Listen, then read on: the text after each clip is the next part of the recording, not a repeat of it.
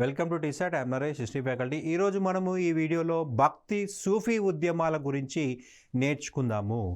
మధ్యయుగ భారతదేశ చరిత్రలో మనకి అత్యంత ముఖ్యమైన టాపిక్ అండి. మన యొక్క సిలబస్లో సంస్కృతి అనే పదం మీద క్వశ్చన్స్ పడే అవకాశం ఉంటుంది. ఇక్కడ చూసినట్లయితే మనకు మినిమం 1 లేదా 2 ప్రశ్నలు వచ్చే అవకాశం ఉంటుంది. ముఖ్యంగా వివిధ భక్తి ఉద్యమకారులు, వాళ్ళకు సంబంధించిన రచనలు, వాళ్ళ యొక్క సిద్ధాంతాలపైన మనకి ఎగ్జామ్లో అడిగే అవకాశం ఉంటుంది. రైట్, ఫస్ట్ భక్తి ఉద్యమము, సూఫీ మూమెంట్. రైట్, భారతదేశ చరిత్రలో మధ్యయుగంలో ఈ యొక్క మార్పిడికి కారణమైంది. రైట్, చరిత్ర ఎప్పుడు పునరావృతం అవుతూ ఉంటుందండి. క్రీస్తు పూర్వం 6వ శతాబ్ద కాలంలో ప్రజలు ఉన్న మతాల పట్ల విరక్తి చెందడంతో 62 మత ఉద్యమాలు వచ్చాయి. ఆ మత ఉద్యమాల్లోంచి బౌద్ధ మతం, జైన మతం అటువంటి మతాలు ఏర్పడ్డాయి. ఇటువంటి పరిస్థితే మళ్ళీ మధ్యయుగంలో ఏర్పడింది. మధ్యయుగంలో సేమ్ పరిస్థితి ఏర్పడడం వల్ల ఇటువంటి పరిస్థితుల్లో మనకి వివిధ మత ఉద్యమకారులు హిందూ మత సంస్కరణ చేసే ఉద్దేశంతో రైట్ ఈ యొక్క ఉద్యమాలు ప్రారంభించడం జరిగింది. మనకు క్రీస్తు పూర్వం 6వ శతాబ్దంలో మత సంస్కరణ ఎవరూ చేయలేదు కాబట్టి కొత్త మతాలు ఏర్పడ్డాయి, బౌద్ధ మతం, జైన మతము.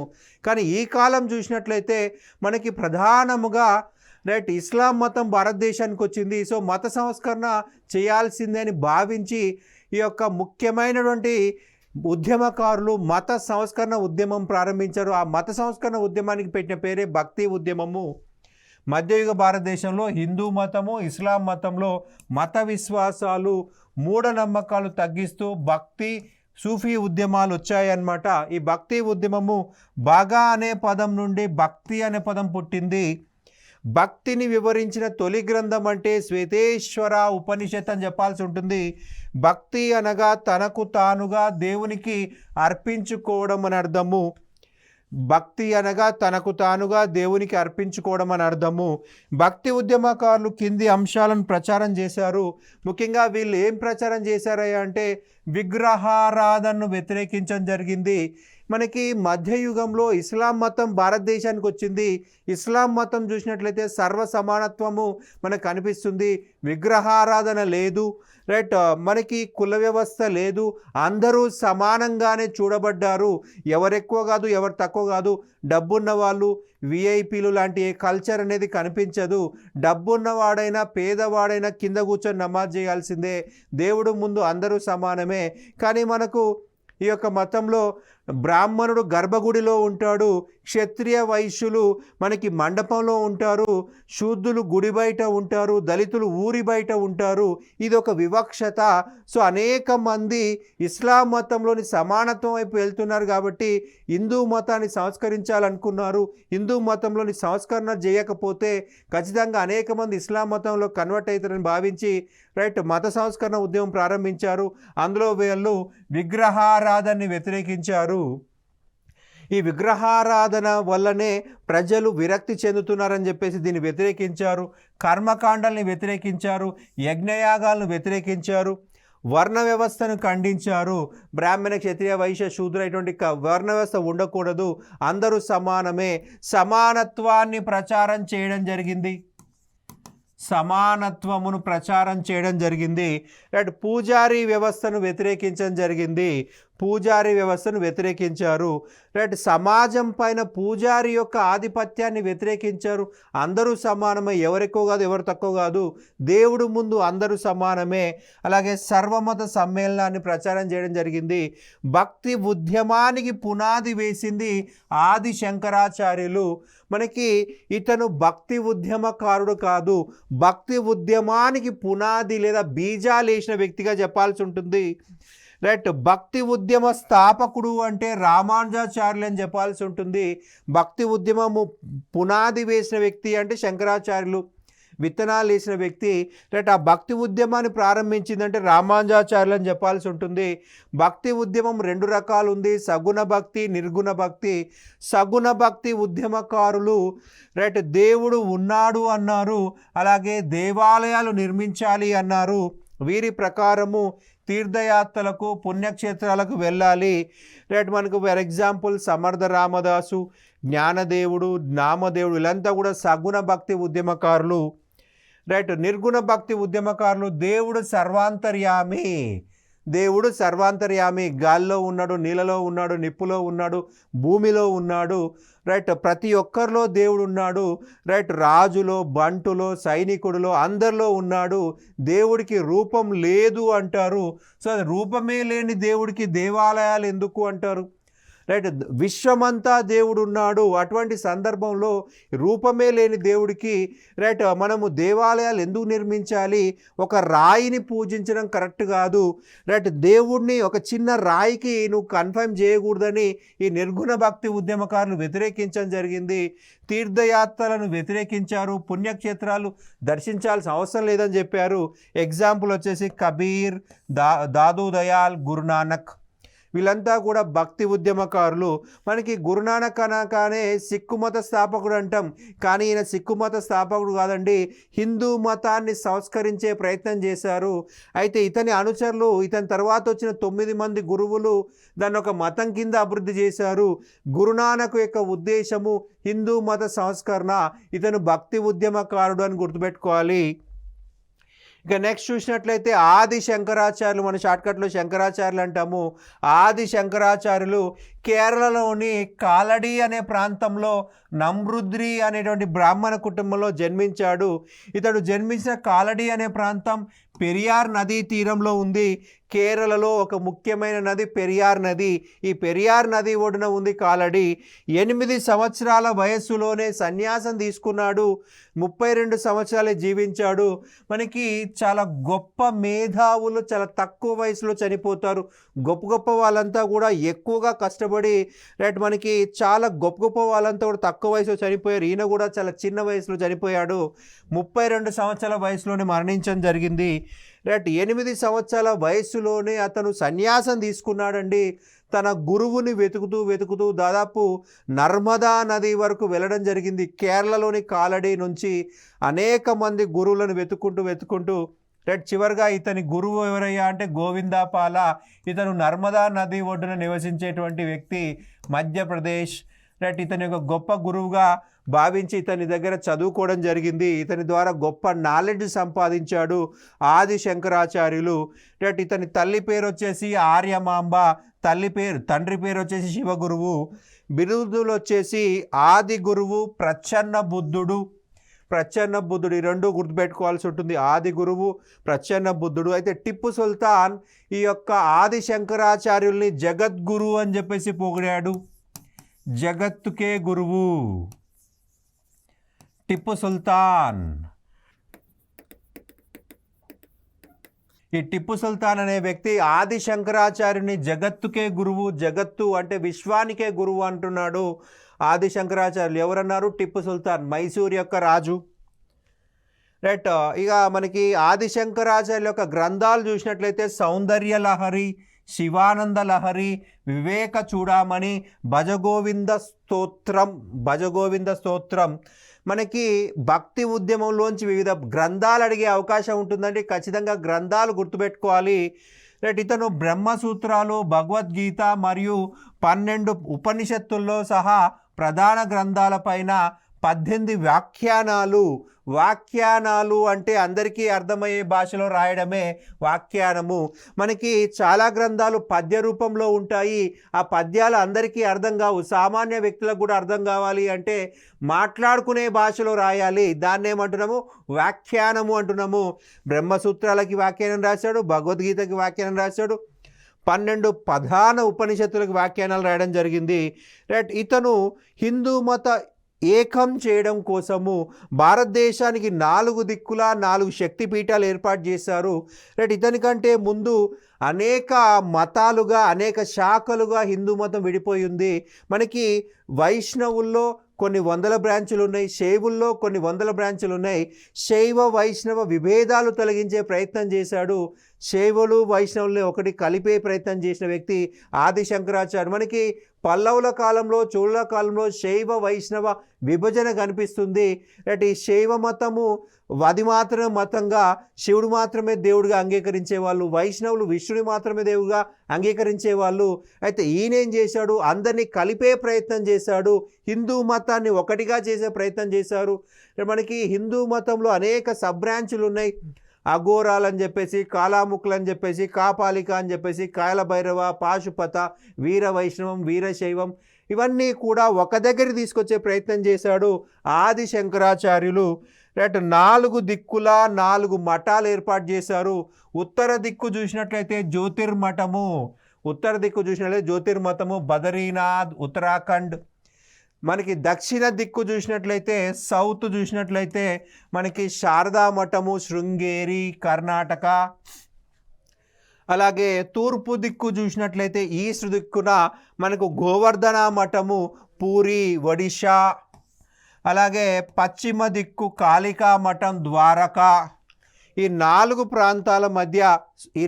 ప్రాంతాల మధ్య భారత రాజ్యాన్ని, భారతదేశాన్ని, హిందూ మతాన్ని ఒకటిగా చేసే ప్రయత్నం చేశాడు. అనేక చిన్న చిన్న ఉపశాఖలని ఒక శాఖగా ఏర్పాటు చేసే ప్రయత్నం చేశాడు ఆది శంకరాచార్యుడు.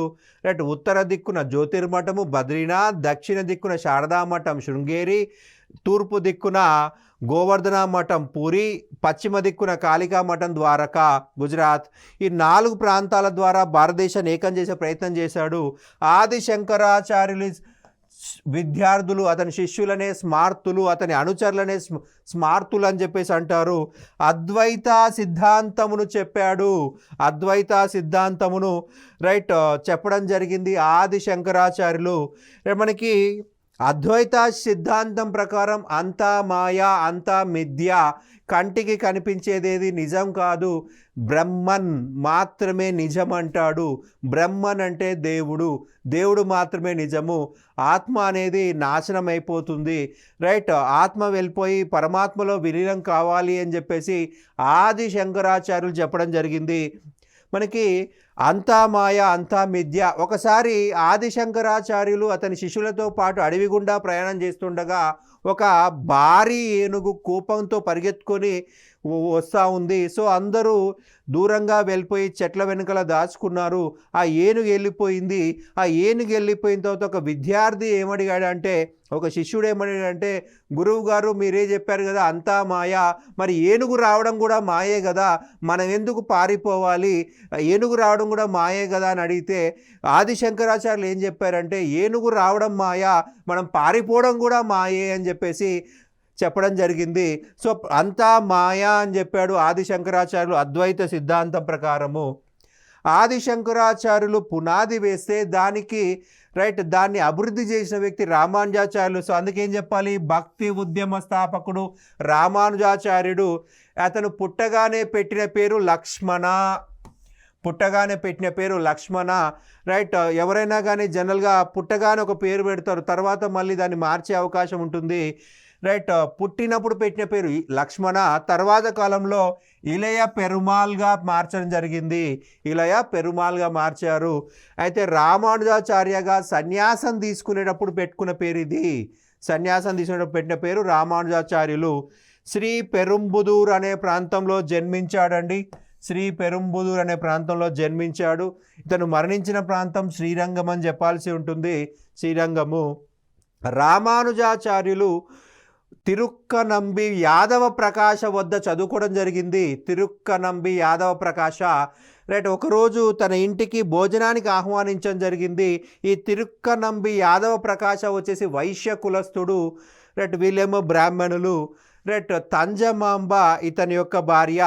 రైట్, గురువు వచ్చేసరికి లేట్ అయిపోయింది. ఇతను సరే గురువు ఈరోజు రాడేమో అనుకొని సంధ్యావందనం కోసం వెళ్ళడం జరిగింది. ఆ లోపే గురువు వచ్చాడు, తిన్నాడు, వెళ్ళిపోయాడు. ఈ తంజమాంబ ఏం చేసిందంటే, ఇతను తక్కువ కులస్థుడు కాబట్టి చీపురితో ఆ తిరుక్కనంబి యాదవ ప్రకాశ తిన్నటువంటి విస్తరిని చీపురుతో బయటపడేసింది. ఒక వైశ్య కులస్తుడు తక్కువ కులస్తుడు కాబట్టి ఇల్లంతా కూడా అలకడం జరిగింది. సో ఆ విషయాన్ని తన భర్తకు చెప్పింది. సో తను విరక్తి చెంది సన్యాసం తీసుకున్నాడండి. రైట్, ఇంత గొప్ప నాలెడ్జ్ కలిగినటువంటి జ్ఞానం కలిగినటువంటి వ్యక్తికి అవమానమా అని చెప్పేసి, ఈ కుల వివక్షత ఉండకూడదు అని చెప్పేసి సమానత్వాన్ని ప్రచారం చేయడం కోసం, సమానత్వమును ప్రచారం చేయడం కోసము, రైట్, బ్రాహ్మణ క్షత్రియ వైశ్య శూద్ర ఇటువంటి వర్గాలు ఉండకూడదు, అందరూ సమానంగా ఉండాలి అని చెప్పేసి రామానుజాచార్యుడు సన్యాసం తీసుకోవడం జరిగిందండి. సన్యాసం తీసుకొని జీవితాంతము శ్రీ వైష్ణవాన్ని ప్రచారం చేయడం జరిగింది, సమానత్వాన్ని ప్రచారం చేయడం జరిగింది. మనకు హైదరాబాద్ దగ్గరలో మనకు రామానుజాచార్యుడి విగ్రహము మనకి ముచ్చింతల్ అనే ప్రాంతంలో కన్స్ట్రక్ట్ చేయడం జరిగింది. ఆ యొక్క విగ్రహానికి పెట్టిన పేరేంటండి? Statue of equality. Statue of equality అని ఎందుకు పేరు పెట్టారంటే ఇతను సమానత్వాన్ని ప్రచారం చేయడం కోసమే సన్యాసం తీసుకున్నాడు. జీవితాంతం సమానత్వ సాధన కోసమే పోరాటం జరిగింది. ఇతను సమానత్వాన్ని ప్రచారం చేశాడు. అలాగే సత్యం, శివం, సుందరంని వివరించినటువంటి మొదటి వ్యక్తి మనకి యొక్క రామానుజాచార్యులు అని చెప్పాలి. రామానుజాచార్యుడు చెప్పినటువంటి మార్గము ప్రాపతి మార్గము. ప్రాపతి మార్గం ద్వారానే దేవుణ్ణి చేరుకోవచ్చు అంటాడు.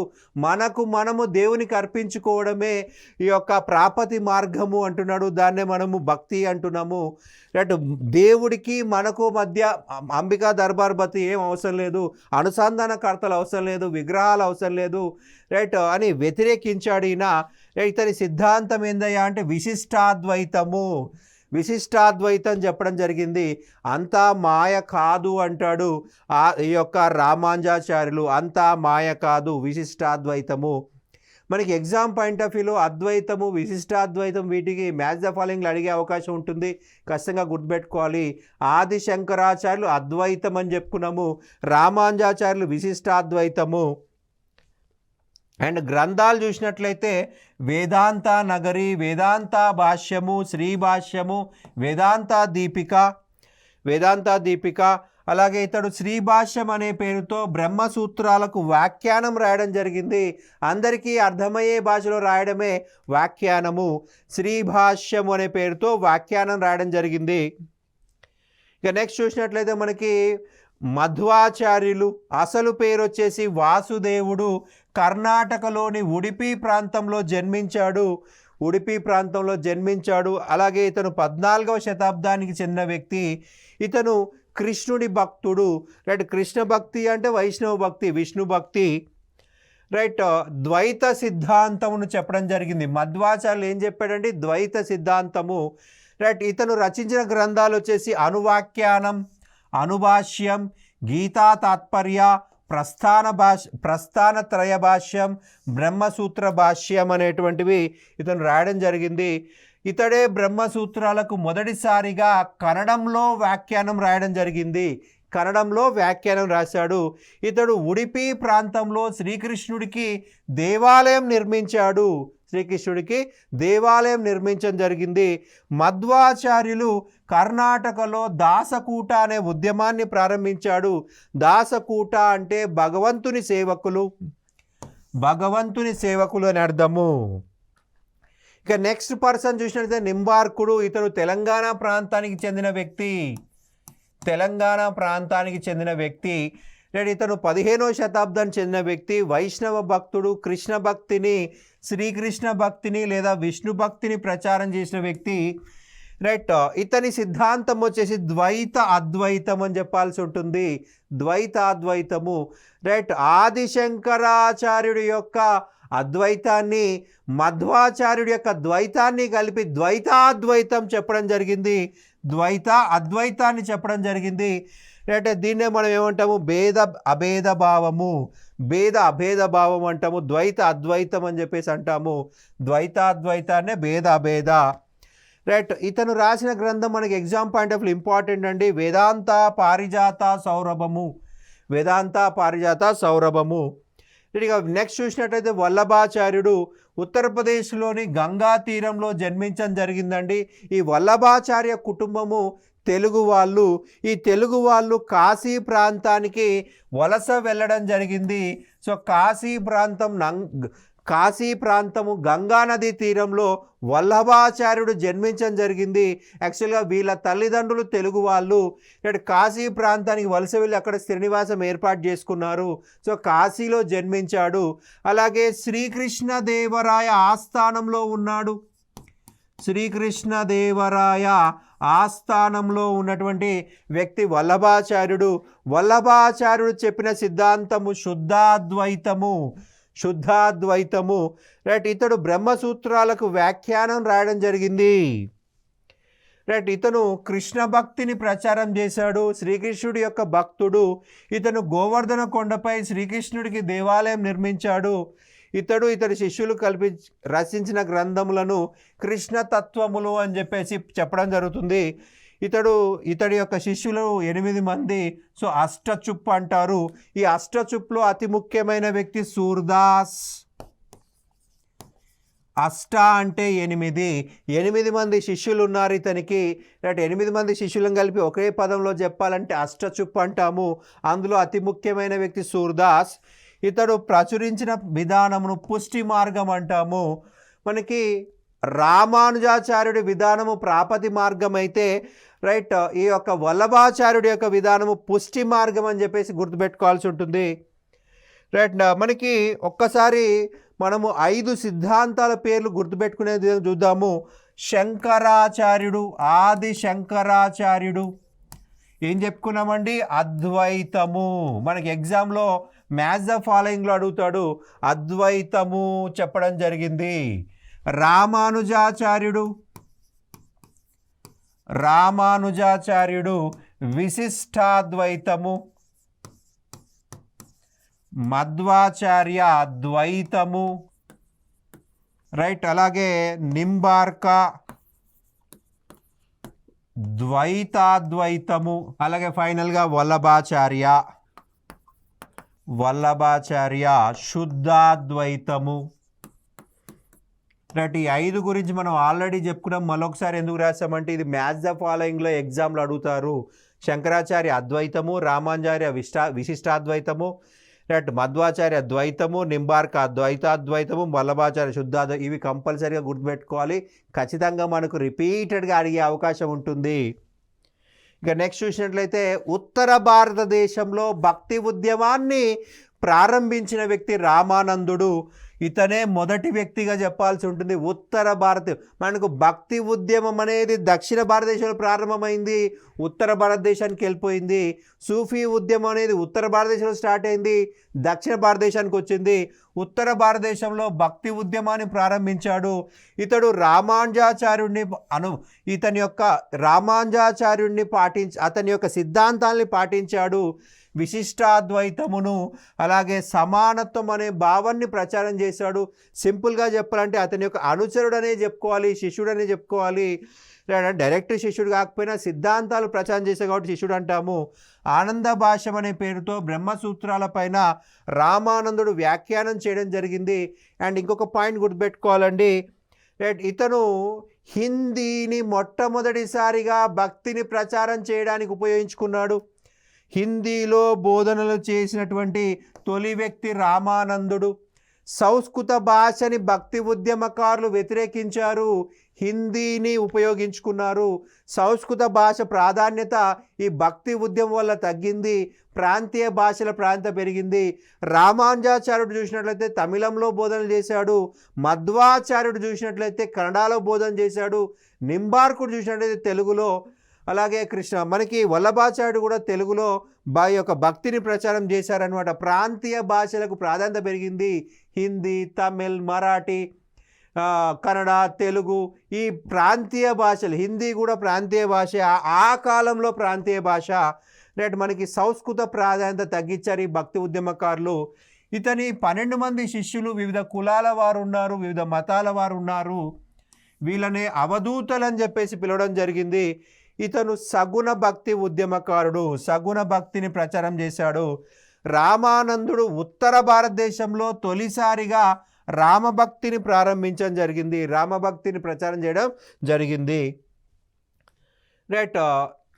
కొంతమంది పేర్లు చూసినట్లయితే రైదాసు చర్మకారుడు, సేన మంగలివాడు, సాధన మాంసం అమ్మేవాడు, దన్న జాట్కులం వ్యవసాయదారుడు, నరహరి స్వర్ణకారుడు, పీప రాజపుత్రుడు, కబీర్ చేనేత పనివాడు, రైట్. శ్రీ ఆనంద, మహానంద, పరమానంద, ఆశానంద, సురసానంద వీళ్ళంతా కూడా ఇతర అనుచరులు.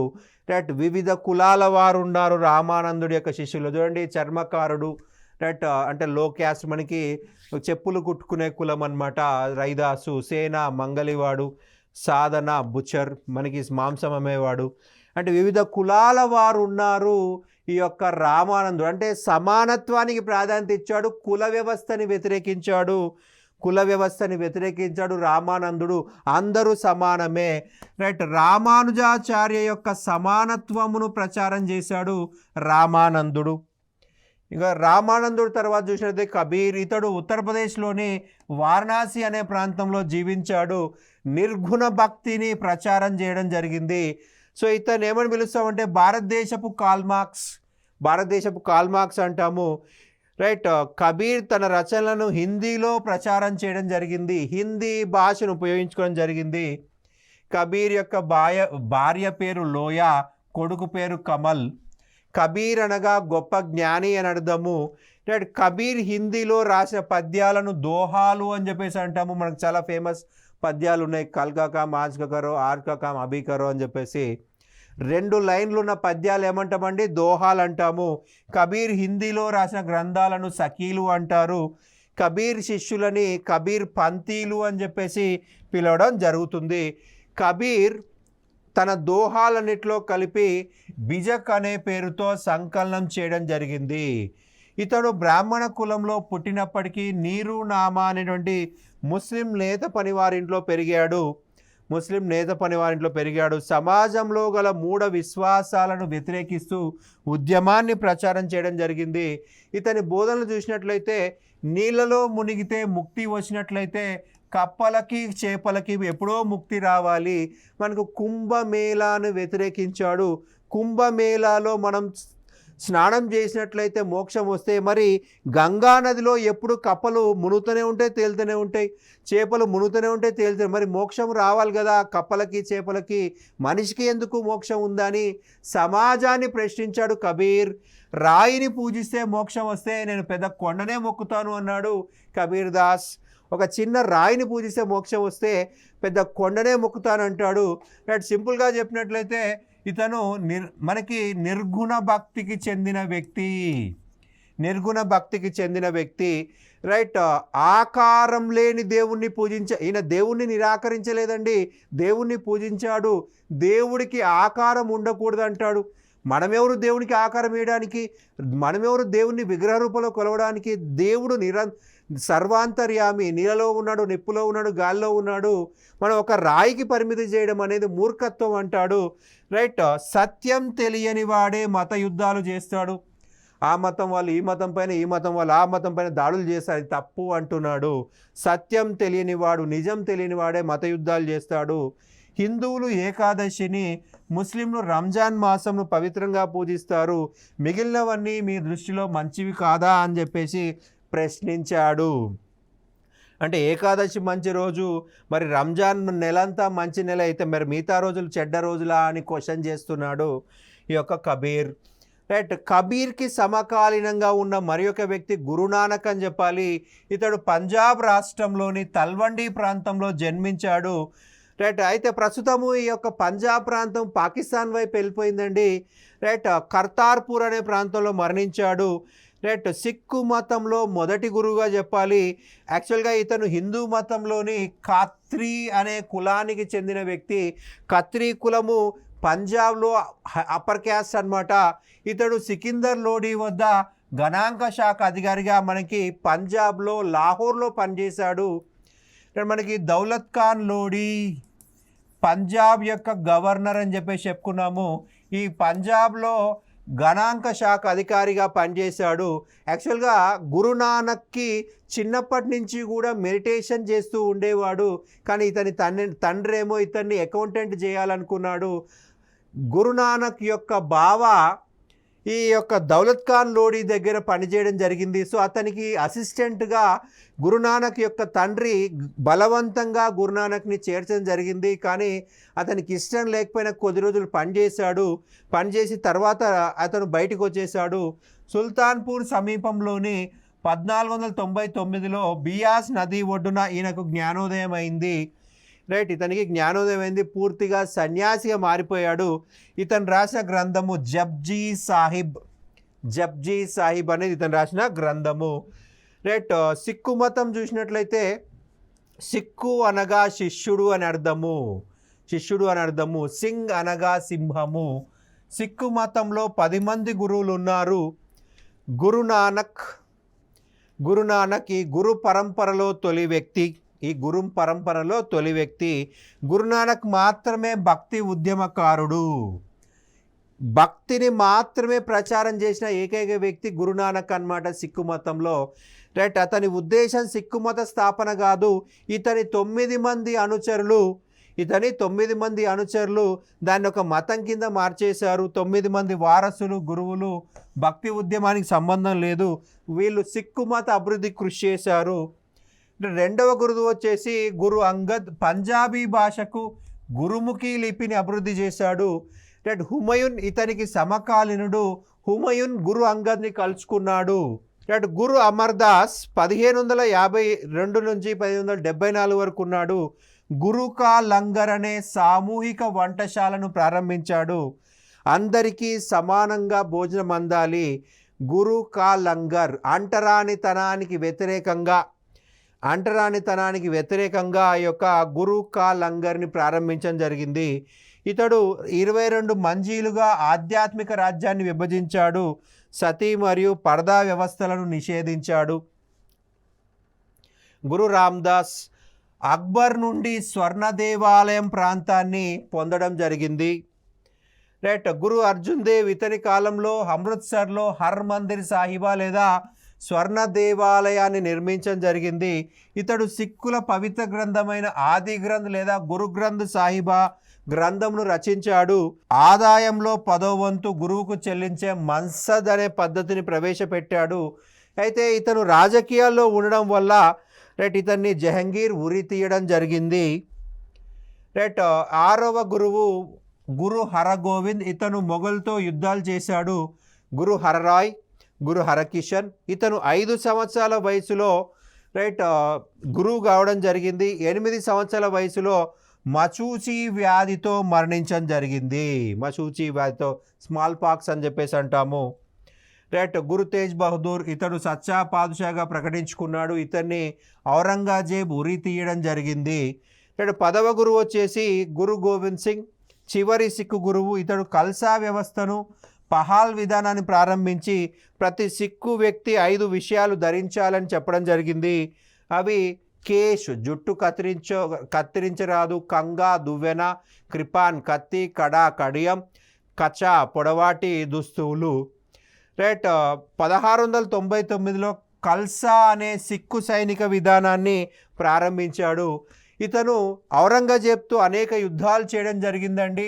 ఔరంగజేబ్కి అలాగే ఈ యొక్క గురు గోవింద్ సింగ్కి మధ్య రాయబడినటువంటి లెటర్స్ యొక్క సమూహాన్ని ఏమంటామంటే జఫర్నామా అంటాం.